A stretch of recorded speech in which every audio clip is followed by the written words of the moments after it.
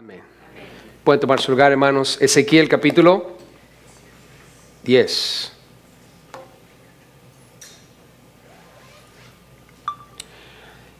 Ezequiel capítulo 10, por favor, vamos a estar considerando la gloria de Dios. En particular, la gloria de Dios abandona el templo. Ezequiel capítulo 10. La gloria de Dios abandona el templo. Y es de suma importancia, hermanos, que entendamos la gloria de Dios, porque Pablo escribió diciendo: si coméis o bebéis, hacedlo todo para la gloria de Dios.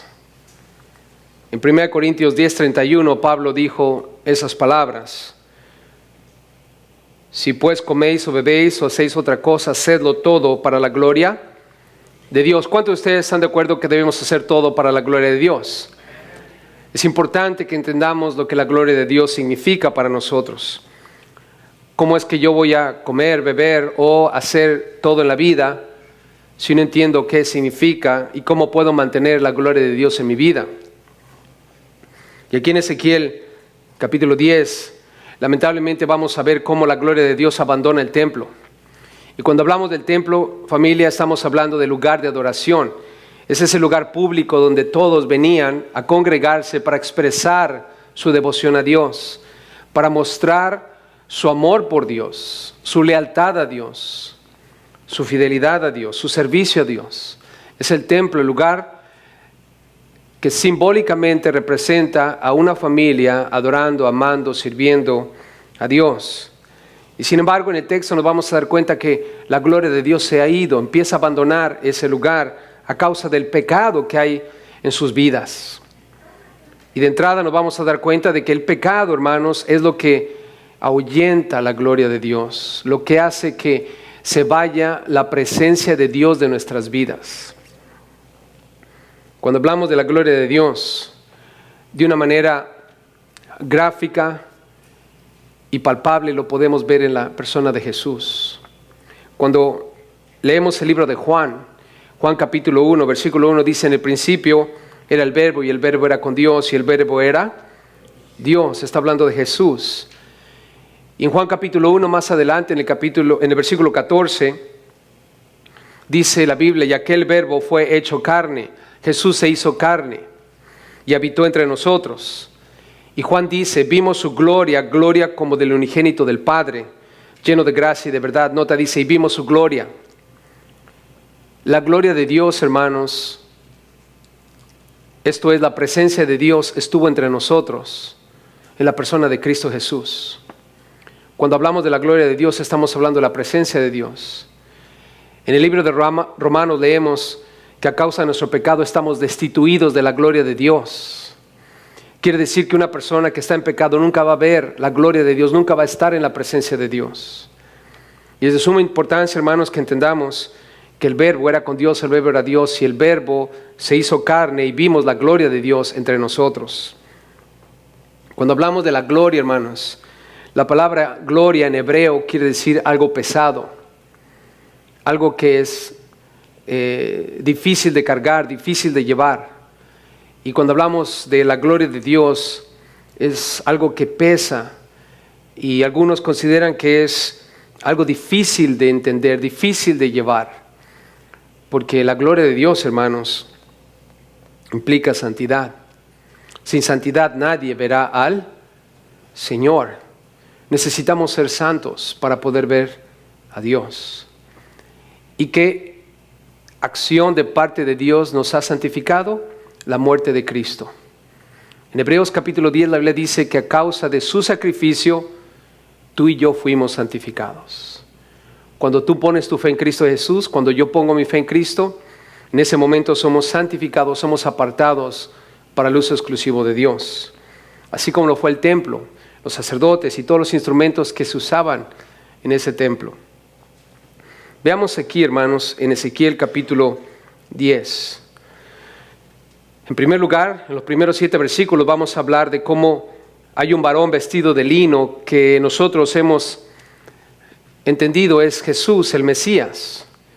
Y este varón vestido de lino tiene una obra específica que va a hacer. Dice el versículo 1, Ezequiel hablando, miré, y aquí en la expansión que había sobre la cabeza de los querubines, nota querubines, sobre sus cabezas había una expansión, como una piedra de zafiro, que parecía como semejanza de un trono. ¿Semejanza de qué? Un trono que se mostró sobre ellos. La Biblia en Apocalipsis dice que el trono de Dios, en el trono de Dios, enfrente hay querubines. Lo que está viendo Ezequiel, hermanos, es el trono de Dios el Padre. Y los querubines están marcando la idea del trono de Dios. Y dice el versículo 2, y habló. ¿A quién habló? Al varón vestido de lino. Del trono salió una voz, y esa voz habló con el varón vestido de lino.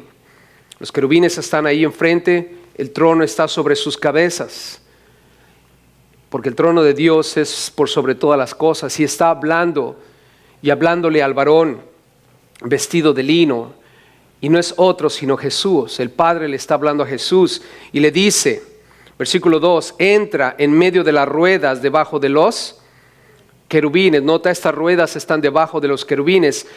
Y le dice el Padre a este varón, el Mesías, llena tus manos. ¿De qué tenía que llenar sus manos? De carbones encendidos de entre los querubines. Nota, los carbones encendidos, estos carbones encendidos están entre los querubines. El trono, los querubines, hay en medio de ellos carbones encendidos. Y lo cual quiere decir, hermanos, que este juicio que viene sobre Jerusalén, porque la historia de lo que estamos leyendo tiene que ver con Jerusalén. Jerusalén ha pecado contra Dios. El templo está en Jerusalén. Y si ustedes recuerdan en lo que leímos en el capítulo anterior, los sacerdotes, los líderes están en pecado contra Dios. En el templo han puesto imágenes. Están adorando a dioses paganos. Y Dios está harto de esas cosas. Y Ezequiel vio lo que estaban haciendo detrás de las puertas. ¿Se acuerdan que él vio a través de un agujero en la pared? Y tuvo que escarbar para hacer una puerta y poder entrar y ver lo que nadie podía ver. Dios le está revelando el pecado de ellos. Y aquí nos damos cuenta, hermanos, que del trono de Dios hay carbones encendidos y Jesús, el Mesías, va a tomar de esos carbones. Y nota lo que dice el versículo 2. Y espárcelos sobre la ciudad. Espárcelos sobre la ciudad. ¿Qué ciudad es? La ciudad de Jerusalén, donde se encuentra el templo. Dios va a juzgarlos.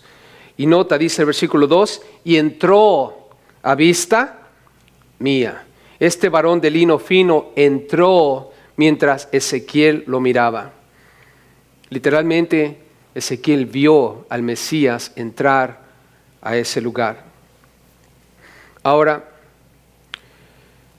carbones encendidos.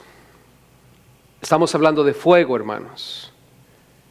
La Biblia dice en Hebreos 12:29. Hebreos 12:29, la Biblia dice que Dios es fuego consumidor. Dios es fuego consumidor. Y cuando hablamos de fuego, el fuego solo puede hacer dos cosas contigo. Por un lado, el fuego te puede purificar, pero por otro lado, el fuego te puede destruir. Cuando hablamos de fuego que purifica, la Biblia dice, si es necesario, tenemos que pasar por diversas pruebas, porque a través de las pruebas nuestra fe es probada. Cuando pasas por pruebas y tribulaciones, ahí es donde nos vamos a dar cuenta si eres o no eres. Si una persona pasa por pruebas y dificultades y se aparta de Dios, quiere decir que no era de Dios, que su fe no era genuina, que su fe no era sólida. Si una persona pasa por pruebas y tribulaciones y dificultades y se mantiene en la fe, se mantiene en Cristo, se mantiene con Dios, nunca se aleja de Dios, quiere decir que su fe es genuina. Y ahí es cuando tú te das cuenta, yo me doy cuenta de quién es quién, aún nosotros mismos. Y las pruebas y las tribulaciones lo único que hacen, hermanos, es purificarnos, limpiarnos. Como dice la Biblia, para que seamos hallados como el oro. Y entre más purificas el oro, mejor. de más calidad, de más valor. Pero por el otro lado, hermanos, si una persona no está en Cristo, si una persona no tiene a Dios en su vida, si le ha dado la espalda a Dios, lo único que va a ocurrir es que va a terminar en el lago de fuego, en el infierno. Va a terminar para siempre en tormento. Va a experimentar el fuego de Dios sobre su vida. Esto es el juicio. Horrenda cosa es, dice la Biblia, caer en las manos de un Dios vivo. Así es que hablando de fuego, hermanos, carbones encendidos, ¿qué es mejor? ¿Ser purificados en la fe o ser destruidos por falta de fe? Ser purificados en la fe. Por eso la Biblia dice, cuando te encuentres en problemas y en dificultades, gózate y alégrate, porque es el momento para darte cuenta si eres o no eres. Ahora, veamos en el versículo 3 y 4, aquí en Ezequiel. Noten cómo la Biblia menciona una nube. Y los querubines estaban a la mano derecha, hablando del templo, estaban a la mano derecha del templo. La Nueva Versión Internacional dice que los querubines estaban en la parte sur del templo, de la casa es el templo. Dice, cuando este varón entró, nota, el Mesías entra al templo y los querubines estaban en la parte sur. Y dice que la nube llenaba el atrio de adentro. ¿Qué llenaba la nube, hermanos? El atrio de adentro. Cuando entra el Mesías, los querubines ya están ahí, en la parte sur, y entra el Mesías, el varón. Entró, aquí dice, y la nube llenaba el atrio de adentro. ¿Qué es lo que trajo la gloria de Dios? Esta nube, la presencia de Jesús, el Mesías. Nota 4. Entonces la gloria de Jehová se elevó de encima del querubín al umbral de la puerta. Lo interesante aquí, hermanos, es de que Jesús es quien causa la gloria de Dios, quien causa la presencia de Dios en la vida del templo. Pero aquí vemos cómo la gloria, esta nube, Ezequiel está viendo una nube. Ustedes que han volado en avión, cuando están a unas alturas extremadamente altas, ¿no? Claro, pueden volar en helicóptero, pero no es lo mismo. El helicóptero no puede llegar tan alto como los aviones. Cuando vuelan en avión, pueden ver las nubes. Literalmente las nubes están a tu lado. Y aún puedes pasar las nubes. Yo he estado en aviones que están por encima de las nubes y es una escena maravillosa. Especialmente cuando el sol está dando con toda su fuerza, puedes ver la claridad del cielo y debajo de ti las nubes mientras estás en el avión. Y es lo que Ezequiel está viendo una nube que en este caso es la manifestación de la presencia de Dios. Físicamente Ezequiel está viendo la presencia y dice que esa gloria se elevó del templo y se paró, dice aquí, en el umbral de la puerta. El umbral es el estribo de la puerta. Cuando ustedes abren la puerta de su casa, normalmente tiene un metal abajo. Es el estribo, el umbral. Cuando tú cruzas ese umbral, estás fuera de la casa o estás dentro de la casa, depende en qué dirección vayas. Pero aquí el varón ha entrado al templo y la nube está dentro del atrio, porque Jesús está dentro. Y la nube se ha levantado y ha caminado hacia el umbral. En un momento más nos vamos a dar cuenta que va a salir la presencia de Dios.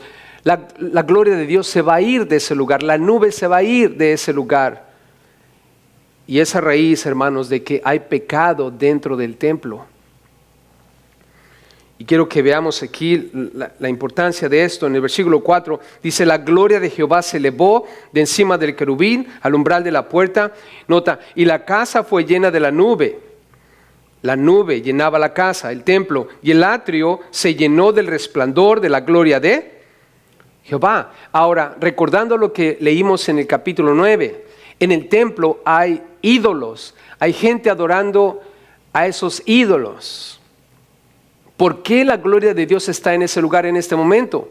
Siendo que hay ídolos, siendo que hay gente adorando paganamente. No es por ellos, no es por el edificio, es porque el varón entró y el varón es el Mesías. ¿Por qué una persona en este templo, en este lugar, puede experimentar la gloria de Dios? Eso es la presencia de Dios. ¿Por qué una persona cuando nos reunimos puede sentir algo en su corazón? ¿Por qué? Por Jesús, no por lo que nosotros hacemos. Y cuando nosotros estamos alejados del pecado, cuando dejamos de practicar el pecado, colectivamente, hermanos, estamos creando un ambiente propicio para que Dios se manifieste.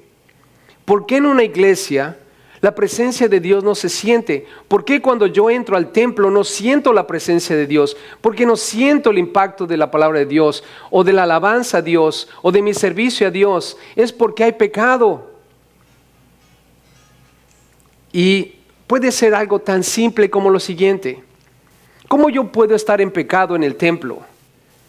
Sencillamente de esta manera, y esto es de manera general, creo yo, el pecado que hay en todas las iglesias, común en todas las iglesias. Y no es algo catastrófico a nuestros ojos. Pero por ejemplo, piensa conmigo por un momento. Si tú y yo no leemos la Biblia y oramos todos los días, yo te pregunto, ¿estamos en pecado delante de Dios? ¿Sí o sí? ¿Cuántos están de acuerdo conmigo que eso es pecado? Ok, olvídate de las cosas horribles y negativas que podríamos pensar cuando hablamos de pecado. Hablemos de lo más obvio. No leer la Biblia y no orar es pecado. Estoy seguro, hermanos, estoy 100% seguro que entre nosotros aquí hay alguien, por lo menos hay una persona que no ha leído su Biblia del domingo para acá, ni ha orado del domingo para acá. No estoy hablando de orar por la comida. ¿Será posible que haya una persona, hermanos, entre nosotros que no ha orado desde el domingo? ¿Será posible, hermanos? Ahora no estoy diciendo que eres tú. Es probable que tú has orado y leído tu Biblia los 3 días. Pero ¿será posible que haya una persona entre nosotros, domingo tras domingo, hermanos, que haya una persona entre nosotros, año tras año, que nunca lee su Biblia, nunca ora, y lo único que hace es venir a la iglesia? Y es el único momento cuando ora y cuando lee su Biblia. ¿Será posible eso, hermanos? Yo lo creo. Yo creo que en nuestra iglesia, yo creo que en esta iglesia hay personas que no leen su Biblia ni oran nunca fuera de esta iglesia. Yo lo creo, hermanos. No, pastor, yo oigo la Biblia en Radio Nueva Vida porque lo traigo puesto en el carro todo el tiempo. Hermano, eso no cuenta. Estoy hablando de un tiempo específico en el cual tú y yo estamos sentados con propósito, dedicándonos a leer y orar, meditando en la palabra de Dios. Esa es una de las razones muy grandes, hermanos, por la cual no sentimos, ni experimentamos, ni estamos en la presencia de Dios. Cuando tú vienes a este lugar y la música no te llena, cuando la palabra no te llena, cuando la reunión aquí no te llena, cuando servir no te llena, cuando estar con los hermanos no te llena, no es la culpa ni de los que cantan, ni del que predica, ni de los que sirven, ni de los que están en esta iglesia. Es tu culpa. Yo lo creo, hermano. ¿Por qué? Porque no estamos bien delante de Dios. Ahora, podemos seguir hablando del pecado en nuestras vidas, hermanos. Eso es lo obvio. Y ahora, aparte de eso, añádele los que estamos en mentiras, los que estamos en fornicación, los que estamos en adulterio, los que estamos viendo cosas que no, los que estamos haciendo otras cosas más, robando, los que estamos faltando el respeto a nuestros padres, los que estamos faltándole a Dios el respeto. Y podemos seguir con una lista increíble de cosas malas y negativas que podemos añadirle a las cosas buenas que no hacemos. Todo eso es pecado, hermanos. ¿Estamos de acuerdo o no? ¿Sí o no, hermanos? Sí. Sí, hermanos. Estaba en un retiro hace poco. La presencia de Dios, hermanos, la gloria de Dios fue increíble. Algo que no puedo explicarles, ni lo que sentí, ni lo que sintieron los hermanos que estaban allí.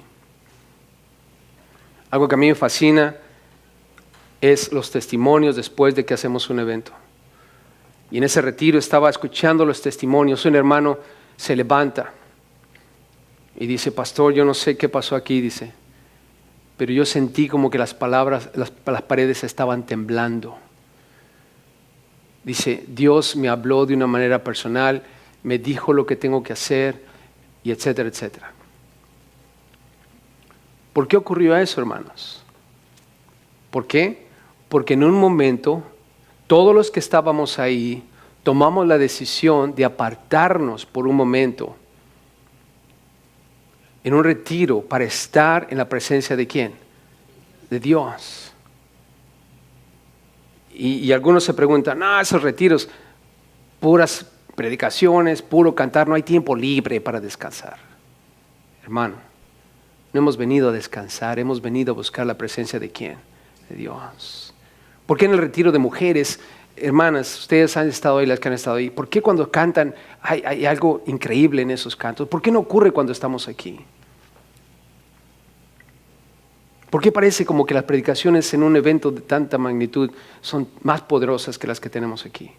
¿Saben por qué, hermanos? Porque vamos con una mentalidad y es apartarnos para el uso exclusivo de Dios en ese momento. Es algo que no podemos reproducir a menos que lo hagamos todos los días. Porque solo la presencia de Jesús en medio de nosotros puede llevarnos a sentir la presencia de Dios, hermanos. Y lamentablemente, hermanos, ese es el mal en todas las iglesias. En todas las iglesias. Si Jesús no es exaltado en medio de nosotros, no podemos experimentar la gloria de Dios, hermanos. No podemos. Hace poco, el campamento de familias. Le pregunto a Uriel, ¿cuántos tenemos para bautizarse? Me dice: solamente uno. Y yo me agüité. Porque cuando se trata de bautizos, esperamos unos 20 o 50, ¿no? Y bueno, era uno, y pues ese uno, ¿no? Y bautizamos a ese uno. No fue nada espectacular. No hubo una alabanza de otro mundo. No era un bautizo fuera de lo normal. Era solo uno. Y sin embargo, hermanos, la presencia de Dios estuvo en ese lugar. ¿Y cómo sabe usted que estuvo en ese lugar la presencia de Dios? Porque hubo una persona que no me podía explicar lo que estaba sintiendo al ver a ese chico bautizarse. Ahora, ojo aquí. No fue el chico que se estaba bautizando. No fue el pastor que estaba bautizando ahí, ni era el que estaba cantando allí. Era Dios. Era Dios. Porque lo que trae la presencia de Dios, hermanos, lo que trae el experimentar a Dios, es Jesús en ti. Y en ese momento, cuando pensamos en el bautismo, estamos hablando, hermanos, de una persona que está decidiendo exteriormente, mostrándole al mundo que ha decidido vivir para Cristo, honrar a Dios con su vida. Y eso causa, hermanos, que otros empiecen a pensar en Cristo, que empiecen a pensar en Jesús. Y cuando una persona centraliza su vida en Jesús, la presencia de Dios se manifiesta, hermanos. Ese hermoso canto que escribió Jesús Adrián Romero, que seas mi universo. ¿Lo han escuchado, hermanos? Pongamos otra vez atención a lo que el canto dice. ¿Sabes una cosa, hermano? Si tú y yo hacemos lo que el canto dice, vamos a experimentar la presencia de Dios en nuestras vidas. Y lo increíble de esto, hermanos, es que si la mitad de nosotros hacemos eso, este templo va a experimentar la presencia de Dios. Porque esa mitad va a crear que los otros empiecen a preguntar ¿qué está pasando? Pero si ninguno de nosotros está buscando que Cristo sea el centro en su vida, en su diario vivir, no importa que yo traiga los mejores músicos aquí, no importa que yo sea el mejor orador del mundo, no importa que tenga los mejores servidores aquí en la iglesia, no importa que tenga la mejor organización y la mejor planeación en esta iglesia, nunca vamos a experimentar la gloria de Dios, hermanos.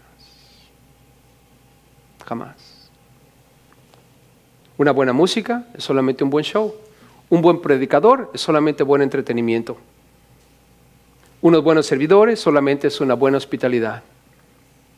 Una buena organización y planeación solamente es una empresa bien lubricada y ajustada.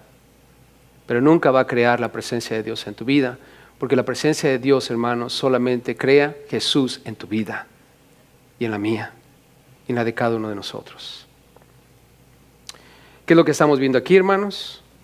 El varón vestido de lino, el Mesías ha entrado al templo y claro, la gloria está allí. Pero ahora vean lo que pasa. Versículo 5 al 7. Vean lo que ocurre allí.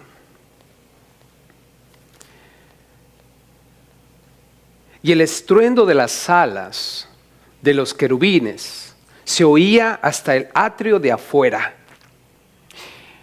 Recuerdan que el trono, enfrente están esos querubines, y ahora esos querubines están en el templo, en la parte sur, y Jesús, el Mesías, ha entrado también al templo, ha traído la gloria. Pero ahora vean lo que pasa con esos querubines. Dice que el estruendo de las alas, porque ellos ¿cuántas alas tienen? ¿Alguien se acuerda? ¿Más de 5, menos de 7?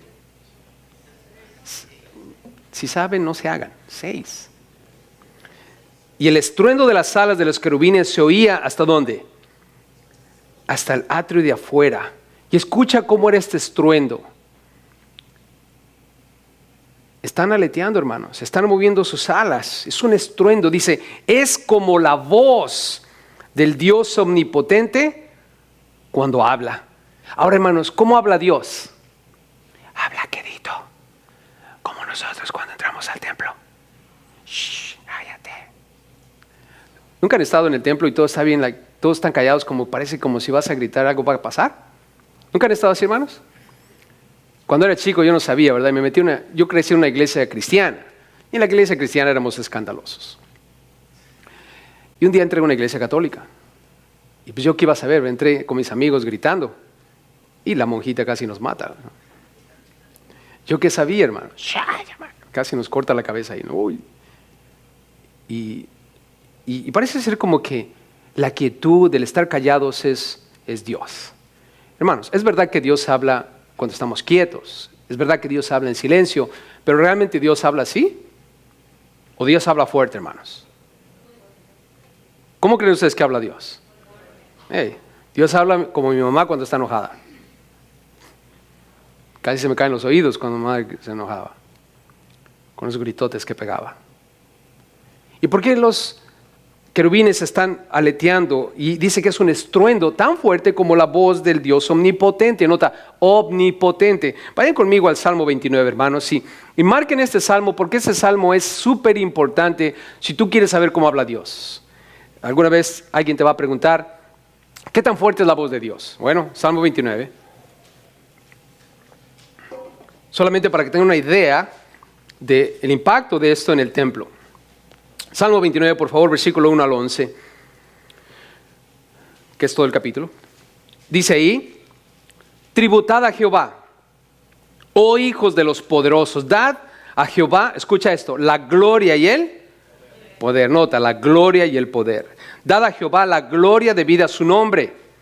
Adorad a Jehová en la hermosura de la santidad. Nota, adora a Jehová en la hermosura de la santidad. ¿Por qué el Mesías está en el templo con los querubines, con carbones encendidos? Porque va a traer juicio sobre el templo por el pecado que hay en el templo. En un momento más, hermanos, en esa visión que está viendo Ezequiel, ese lugar va a ser destruido por fuego, literalmente. Debemos adorar a Dios en la hermosura de la santidad. Y ahora escucha, versículo 3, aquí viene la voz de Jehová. Voz de Jehová sobre las aguas. Nota, truena el Dios de gloria. ¿Han escuchado los truenos, hermanos? Bueno, así es la voz de Dios. Jehová sobre las muchas aguas. 4. Voz de Jehová con potencia. Voz de Jehová con gloria. Voz de Jehová que quebranta ¿qué? Los cedros. Hermanos, ¿ustedes piensan que los cedros son como las rosas? No, hermano, los cedros son árboles muy fuertes. Cuando Dios habla, los cedros son como los palillos. Nota, quebrantó Jehová los cedros del Líbano. ¿Se acuerdan cuando ellos exportaban los cedros del Líbano para levantar el templo y las casas? Es porque es un material muy fuerte, hermanos. Versículo 6, los hizo saltar como becerros, al Líbano y al Sirión como hijos de búfalos. Voz de Jehová que derrama llamas de fuego. ¿Han visto los volcanes explotar, hermanos? Llamas de fuego. Voz de Jehová que hace temblar el desierto. La próxima vez que experimentes un temblor, Dios te está hablando. Nota, hace temblar Jehová el desierto de Cades. Voz de Jehová que desgaja las encinas y desnuda los bosques. Los bosques están vestidos de árboles. Cuando Dios habla, todos los árboles se caen y queda todo pelón y al descubierto, hermanos. En su templo todo proclama su gloria. Jehová preside en el diluvio y se sienta Jehová como rey para siempre. Jehová dará poder a su pueblo. Jehová bendecirá a su pueblo con paz. Hermanos, ¿Dios habla fuerte o despacito? ¿Cuántos dicen fuerte? Ahora, ¿qué es fuerte, hermanos? Un trueno, algo que hace temblar, algo que derriba árboles tan poderosos como los cedros. Amén. Así que la próxima vez que entren aquí, no anden hablando así, porque ¿qué te pasa? Habla normal. ¿Ustedes piensan que Dios quiere que adoremos así todos calmaditos? No creo, hermanos. Yo creo que Dios quiere que seamos escandalosos. Ahora, ¿por qué podríamos pensar que Dios está hablando fuerte aquí? ¿Saben por qué? Porque es una llamada de atención, hermanos. Dios no está jugando aquí. Es una llamada de atención.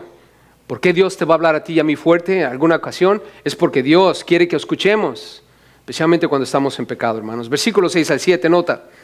Y aconteció pues, después de hablarnos de estas alas que están agitándose con estruendo, dice, aconteció pues que al mandar al varón, recuerden que el padre que está sentado en el trono le dice a este varón vestido de lino, diciendo, toma fuego de entre las ruedas, de entre los querubines. Dice que él entró y se paró entre las ruedas. Recuerden que los querubines, a lo lado de ellos hay ruedas, una rueda metida dentro de otra. Y un querubín, ve aquí a este querubín, extendió su mano de en medio de los querubines al fuego que estaba entre ellos, y tomó de él, y lo puso en las manos del que estaba vestido de lino, el cual lo tomó y salió. ¿Qué están haciendo estos querubines?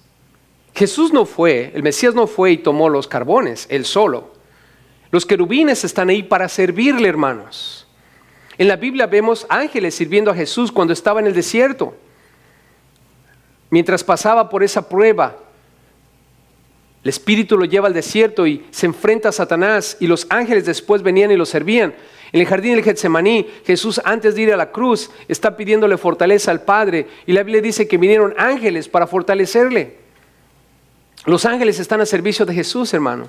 Y lo más increíble de esto es que los ángeles también están para servirnos a nosotros. ¿Podemos dar gloria a Dios por eso, hermanos? Nosotros somos superiores a los ángeles. Pensamos que los ángeles son superiores a nosotros. No es así, hermanos. Nosotros fuimos creados por encima de ellos. Tenemos una posición diferente. Vamos a enseñorear, hermanos. Le dice que nosotros vamos a juzgar ángeles. Ellos son siervos nuestros y no tengamos ninguna reserva en pedirle a Dios que envíe ángeles para que nos ayuden.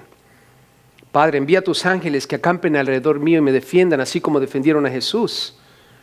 Y yo creo, hermanos, que cada uno de nosotros tiene un ángel de la guarda. Ahora, no es la fotito esa que vemos, que nos presentan a veces, es un bebé con unas alitas ahí. Ese bebé no va a defenderme de nada, hermanos. Los bebés son para que los defendamos. Estamos hablando de ángeles poderosos, hermanos, no niños con alitas. Amén. Ahora, dice que este ángel le puso los carbones encendidos y nota que ese varón vestido de lino, hermanos, tomó del fuego, porque se le fue puesto en las manos y salió. Ese es el problema aquí, hermanos. Cuando una persona, y voy a poner de una manera personal, Todos nosotros aquí profesamos creer en Cristo. Todos aquí decimos creer en Cristo. Yo conozco a la mayoría de ustedes y yo creo que es verdad. Yo creo que ustedes creen en Cristo. ¿Por qué? Por sus frutos los conoceréis. Tu fruto habla de mil maneras de tu fe en Cristo. Pero aquí hay un asunto, hermanos. Si nuestra fe no es genuina delante de Dios, si solamente es una profesión, en otras palabras, una declaración que has hecho, pero no es real a tu vida, quiero decirte algo. Jesús no es el rey de tu vida. Jesús lo que va a hacer contigo va a tomar esos carbones encendidos para traer juicio a tu vida y después de eso va a salir de ti, va a partir de ti. ¿Por qué? Porque Jesús, hermanos, la salvación en Jesús, la vida eterna que Jesús nos ofrece, no es una profesión de labios. Es una vida transformada por el poder del Espíritu Santo, hermanos, quien vive en nosotros. El hablar, hermanos, cualquier persona puede hacer eso. Sale a la calle y pregunta a la gente, ¿crees en Dios? ¿Cuál es la respuesta obvia? Sí. Si les dices, ¿crees en Dios o en el diablo? ¿Quién te van a decir? Dios. Obvio. Pero hermanos, ¿solo porque creen en Dios son salvos? No. No, hermanos. Jesús, si está en tu vida de manera genuina, te va a salvar. Pero si no es genuina, tu profesión de fe te va a destruir, hermano. Te va a destruir. Porque Jesús salva o destruye. Es mejor que la piedra caiga sobre nosotros y nos quebrante, ¿no es cierto, hermanos? A que la piedra caiga sobre nosotros y nos destruya. Ellos decidieron dejar a Dios, hermanos, y por eso es que ahora Jesús está tomando del fuego y saliendo de ellos. Nota el versículo 8 al 17.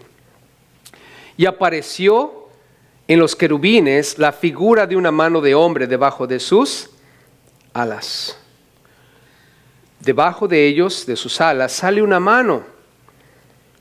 Y es algo interesante el escuchar que una mano sale de ahí. Y no tengo ni la menor idea qué es esa mano, hermanos. Algunos creen que es la mano de ellos. Otros creen que es la mano de Dios. Dice aquí que es la figura de una mano de hombre. Lo que pienso, hermanos, lo probable es que es la mano de Dios que todavía se está extendiendo, porque dice que debajo de sus alas aparece en los querubines la figura de una mano de hombre. Es probable, hermanos, que Dios esté extendiendo su mano todavía para tratar de rescatarlos. Es probable. Porque recuerden, Jesús ya tiene en sus manos los carbones encendidos. El querubín se los dio. Y está a punto de salir de ese lugar.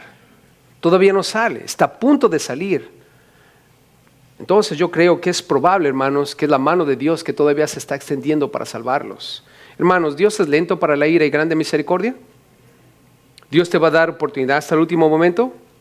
Ya. Pero recuerden lo que hemos aprendido a través de estos estudios en Ezequiel. Hay una línea que no podemos cruzar.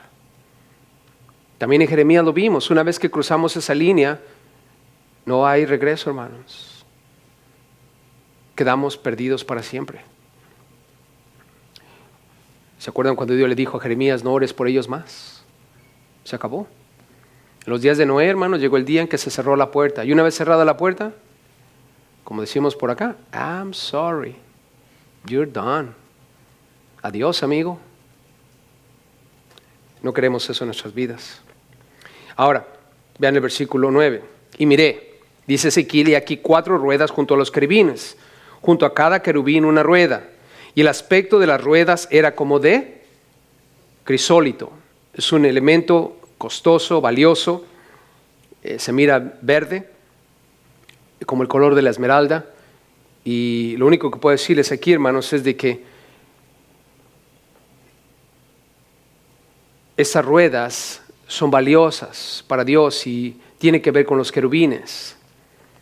Los querubines son siervos valiosos delante de Dios. Y lo que están haciendo es algo valioso para Dios, es su presencia. Dice, y en cuanto a su apariencia, las 4 eran de una misma forma, eran todas iguales, como si estuviera una en medio de otra. Y ahora, dice, cuando andaban, hacia los 4 frentes andaban. Recuerden que era una rueda en medio de otra rueda. Imagínense 2 aros y un aro y el otro aro en medio. Entonces podían ir para allá, o podían ir para allá o para acá, dependiendo de donde estuvieran. Hacia los 4 lados podían correr. No se volvían cuando andaban, sino que al lugar a donde se volvía la primera, en pos de ella iba, ni se volvían cuando andaban. O sea, si iban hacia enfrente, iban hacia enfrente. Si iban hacia los lados. Y todo su cuerpo, sus espaldas, nota aquí los querubines, todo su cuerpo, sus espaldas, sus manos, sus alas y las ruedas estaban llenas ¿de qué? Ojos, alrededor en sus 4 ruedas. O sea, quiere decir que estos ángeles, querubines, pueden ver por todos lados. No hay nada que se les escape. Y esto nos lleva a recordar una cosa, hermanos, que Dios es omnisciente. Dios puede ver por todos lados. Una persona una vez me dijo, parece que mi mamá tiene ojos hasta por la espalda. Ve todo lo que hago. Y digo, sí, es así, es la idea de ojos por todos lados. Quiere decir que hay una conciencia de lo que está pasando a tu alrededor. Y estos querubines están conscientes de lo que está pasando a su alrededor, saben lo que está pasando a su alrededor, así como Dios sabe todas las cosas. A las ruedas, dice aquí versículo 13, oyéndolo yo, se les gritaba, nota, ¿qué se les gritaba? ¿Qué se les decía? Rueda. Estaban recibiendo órdenes y cada uno tenía 4 caras, cada querubín tenía 4 caras. La primera, el rostro de querubín. Y cuando hablamos de querubín estamos hablando de ángeles, los ángeles sirven a Dios. La segunda tenía cara de hombre. ¿Cara de qué? De hombre. Es probable que ellos, los ángeles, estos querubines, siervos de Dios, tienen la capacidad de relacionarse con nosotros. Un aspecto de sus vidas es que tienen cara de hombre. Es probable que nos entiendan a nosotros. La tercera es cara de león. Dentro del pueblo judío, cuando tú hablas de leones, estás hablando de poder, de fuerza. Estos querubines, siervos que se familiarizan o están conscientes de lo que nosotros somos como seres humanos, tienen poder y fuerza.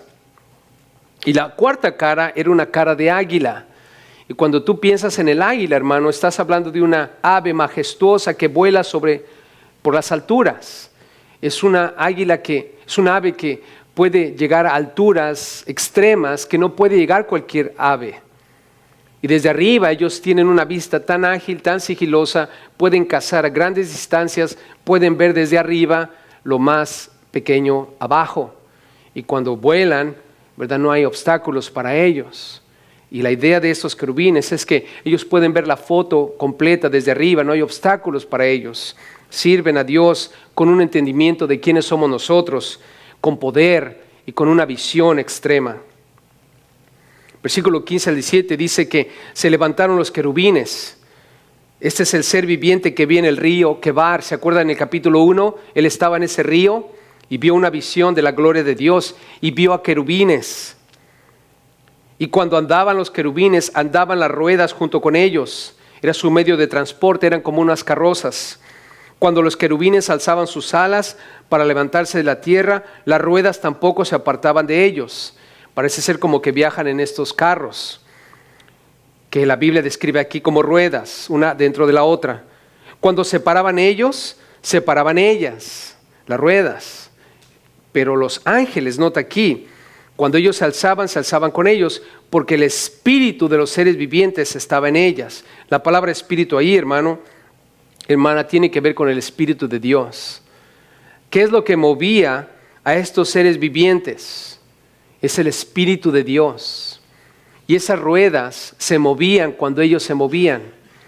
Y estamos hablando de que el espíritu guía a estos ángeles.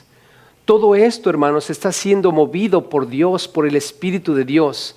Y es la tremenda realidad del Dios triuno que nosotros tenemos. El Padre desde el trono le habla al varón vestido de lino, que es el Mesías. Y el Espíritu aquí está moviendo a los querubines. El Padre, el Hijo y el Espíritu Santo, todos están en acción, porque es un solo Dios que está haciendo todas estas cosas, lo cual nos muestra, hermanos, que en el futuro el Padre, el Hijo y el Espíritu Santo van a estar envueltos en el juicio que va a venir sobre esta tierra. Sabemos que viene un juicio sobre esta tierra, ¿verdad, hermanos? Es cuestión de tiempo. Ahora, ¿Cuál es el pecado, hermanos? Se han olvidado de Dios, se han alejado de Dios, están adorando dioses paganos. Y nota lo que pasa a raíz de eso, versículo 18. Entonces la gloria de Jehová se elevó de encima del umbral de la casa. ¿Se acuerdan que la nube se movía hacia el umbral de la puerta? Está para salir, hermanos. Está para salir. Y dice aquí, y se puso sobre los querubines. Los querubines se movieron hacia la puerta. La nube está allí. Y ahora, ¿qué pasa, hermanos? Versículo 19. Y alzando los querubines sus alas, se levantaron de la tierra delante de mis ojos, dice Ezequiel. Yo lo vi con mis ojos. Están en el templo, en la puerta, y los ángeles empiezan a levantar. Cuando ellos salieron, también las ruedas se alzaron al lado de ellos, los carros donde iban, y se pararon a la entrada de la puerta oriental de la casa de Jehová. ¿Qué puerta, hermanos? ¿La puerta qué? Oriental. Vean ahí en Ezequiel capítulo 8 versículo 16, hermanos. Denle vuelta a sus hojas. Ezequiel 8:16. Estos ángeles, antes de salir de ese lugar, se paran en la puerta oriental. Aquí viene algo glorioso, hermanos. No se pierdan esto. La gloria de Dios estaba en el templo porque Jesús está allí. Pero ahora la gloria, Jesús mismo está al umbral de la puerta y los querubines ya están ahí también, están a punto de salir. Pero antes de salir se paran en la puerta oriental. ¿Por qué la puerta oriental? Esa puerta existe hoy, hermanos, en Israel. Si tú vas a Jerusalén, esa puerta está allí y está bloqueada. Hay un panteón enfrente de esa puerta. Yo ya estuve en esa puerta, hermanos. Y fue glorioso porque por esa puerta va a entrar Jesús. Pero vean lo que dice Ezequiel 8:16. ¿Qué estaba pasando en esos días de Ezequiel en la puerta oriental? Y me llevó al atrio de adentro de la casa de Jehová, y aquí junto a la entrada del templo de Jehová, en la entrada y el altar, como 25 varones. ¿Cuántos varones? 25, sus espaldas vueltas al templo de Jehová y sus rostros ¿hacia dónde? Hacia el oriente, y adoraban al sol, postrándose hacia el oriente. En este momento, hermanos, hay gente del lado del oriente, donde está la puerta del oriente, oriental, adorando al sol. ¿Eso es bueno delante de Dios, hermanos? ¿Qué están haciendo los querubines? Se han parado allí, como diciendo, esta es la razón por la cual vamos a dejar el templo. Esta es la razón por la cual van a ser destruidos por fuego. Dios no quiere dioses paganos delante de Él, hermanos. Ahora, vayan a Ezequiel 43, por favor. Necesito mostrarles esto, hermanos. Esto es glorioso. No podemos perdernos esto. Porque la pregunta es, ¿va a regresar la gloria de Dios al templo? La respuesta es sí. Vean, por favor, Ezequiel 43, 2 al 4. ¿Estamos ahí? Dice aquí, y he aquí la gloria del Dios de Israel, que venía de él. ¿De dónde venía, hermanos? Del oriente. En un momento más vamos a ver cómo se va la gloria, pero en Ezequiel 43, Ezequiel está profetizando que un día va a regresar la gloria de Dios y viene del oriente. Y su sonido era como el sonido de muchas aguas, y la tierra resplandecía a causa de su gloria. Y el aspecto de lo que vi era como una visión, como aquella visión que vi cuando vine para destruir la ¿qué? Cuando Ezequiel estaba viendo en el templo esa gloria que salió, Ezequiel dice, yo vi esa gloria y vi cómo se salió, pero esa gloria va a regresar. ¿Y por qué puerta va a entrar, hermanos? Por la puerta del oriente. Tú no entrabas al templo por el oriente, entrabas por el norte o por el sur, nunca por el oriente, hermanos. La gloria de Dios se fue por el oriente porque estaban adorando hacia el oriente al sol. Y un día va a regresar esa gloria otra vez del oriente, hermanos. Y esa persona es Jesús. Y dice, y las visiones eran como la visión que vi junto al río Quebar y me postré sobre mi rostro. Versículo 4, y la gloria de Jehová entró en la casa por la vía de la puerta que daba hacia dónde, hermanos, al oriente. Si tú vas a Jerusalén un día, hermano, no dejes de visitar la puerta del oriente. Esa puerta, hermanos, que está ahí, está tapada con ladrillos, es un arco. Está tapada con ladrillos, hermanos. Un día Jesús va a entrar por esa puerta. Pero aquí dice que es la gloria de Dios. Jesús es la gloria de Dios, hermanos. Jesús es físicamente la presencia de Dios entre nosotros.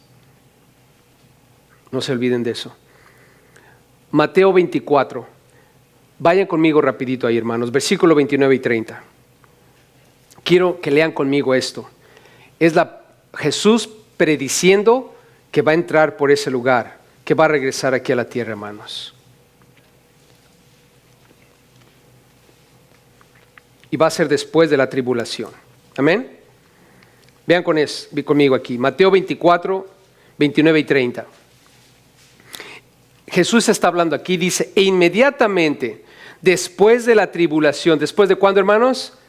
De la tribulación, cuando termine la tribulación, de aquellos días, el sol, nota aquí, ¿a quién estaban adorando ellos? ¿A quién estaban adorando? Al sol. Ahora vas a entender esto, junto conmigo. ¿Qué va a pasar con el sol, hermanos? ¿El sol se qué? Se oscurecerá. Cuando ellos estaban adorando el sol, hermanos, el sol estaba brillando. Y pensaban que el sol era un Dios o era Dios. El sol no puede brillar más que Jesús, hermanos. Tú no puedes tener al sol como Dios. Jesús creó al sol, hermanos. El sol se oscurecerá y la luna, porque también adoraban la luna, hermanos, no dará su resplandor y las estrellas caerán del cielo. ¿Se acuerdan que Dios prohibió adorar estrellas? Y si alguno de nosotros todavía está leyendo su horóscopo, hermano, pao. Eso es pecado contra Dios. Deja de leer tu horóscopo en Univisión. Y dice aquí, y las estrellas caerán del cielo y las potencias de los cielos serán conmovidas. Y entonces, aquí dice 30, aparecerá la señal del Hijo del Hombre en el cielo. Y entonces lamentarán todas las tribus de la tierra y verán al Hijo del Hombre viniendo sobre las nubes del cielo con poder y gran ¿qué? Gloria, hermanos. Jesús va a venir del cielo a esta tierra después de la tribulación y se va a encaminar hacia Jerusalén y va a entrar por la puerta del oriente. Regresemos a Ezequiel, por favor. Terminamos leyendo los últimos 2 versículos. Ezequiel concluye de esta manera. Estos eran los mismos seres vivientes, hablando de los querubines, que vi debajo del Dios de Israel junto al río Quebar, en el capítulo 1. Y conocí que eran querubines. Cada uno tenía 4 caras y cada uno 4 alas y figuras de manos de hombre debajo de sus alas. Y la semejanza de sus rostros era la de los rostros que vi junto al río Quebar. Su misma apariencia y su ser, cada uno, escucha esto, caminaba derecho. ¿Hacia dónde, hermanos? Hacia adelante. Quiero dejarte con esto, hermanos. La Biblia dice que debemos hacer todo para la gloria de Dios. En otras palabras, para nosotros el vivir es Cristo y el morir es ganancia. Todo lo que tú y yo hacemos tiene que estar centrado en la persona de Cristo Jesús, hermanos. ¿Quieres vivir y sentir la presencia de Dios? Exalta a Cristo en tu vida. Que todo lo que tú hagas le dé gloria y honra a Cristo. Ellos caminaban derecho hacia adelante. Y quiero dejarte esto. Ellos son querubines, son ángeles, creados por Dios para darle gloria y honra. Tú y yo fuimos creados por Dios para darle gloria y honra. ¿Cómo debemos caminar, hermanos? ¿Cómo debemos caminar? Derecho. ¿Y hacia dónde? Hacia adelante. Como dijo Pablo en Filipenses 3, olvidando lo que queda atrás, continúo hacia adelante para ver si alcanzo aquello para lo cual Cristo Jesús me alcanzó. ¿Y sabes para qué te alcanzó Cristo, hermano? Para darle gloria. Esto es, para que la vida de Jesús se vea en nosotros. Cuando la gente veía a los cristianos, decían, ese es un cristiano, porque veían a Cristo en ellos. No era un nombre que se nos dio en la Biblia, era un apodo que ellos recibieron a causa de lo que estaban haciendo. ¿Y saben qué estaban haciendo? Reflejando la vida de Cristo en ellos. Hermanos, los dejo con esto. Caminemos derecho hacia adelante. Si en algún momento, hermanos, nos hemos ido por otro camino, si en algún momento hemos torcido nuestro camino, el arrepentimiento siempre está a la puerta. Arrepentíos, arrepentíos. Arrepintámonos de cualquier cosa, hermanos, y sigamos hacia adelante derecho. Padre,